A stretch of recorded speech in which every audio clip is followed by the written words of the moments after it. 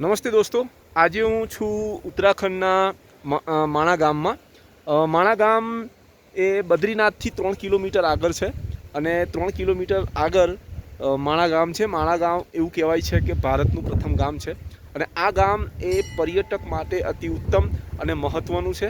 અહીંયા થી તિબેટની બોર્ડર આપ જોઈ શકો છો. અહીંયાથી તિબેટની બોર્ડર એકદમ નજીક થાય છે.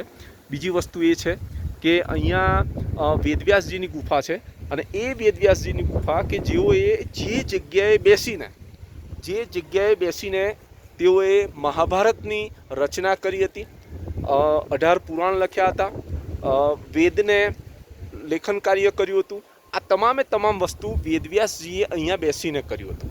આ એ જગ્યા છે કે જ્યાં વેદવ્યાસજીએ બેસીને મહાભારતનું લેખન કાર્ય કર્યું હતું. તમે જોઈ શકો છો, આ જે પથ્થર છે એ પથ્થર નથી, પણ એવું કહેવાય છે કે આ વેદવ્યાસજીની પોથી છે અને એ પોથી છે અને આ વેદવ્યાસજીની ગુફા છે કે સમય જતાં વેદવ્યાસજીની પોથી પથ્થરની અંદર પરિવર્તિત થઈ ગઈ હતી અને અહીંયા તમે જોઈ શકો છો વેદવ્યાસજીની ગુફા. હું તમને નજીકથી બતાવવાનો પ્રયત્ન કરીશ કે આ જે ગુફા છે એ વેદવ્યાસજીની ગુફા છે. તમે સરળતાથી જોઈ શકો છો.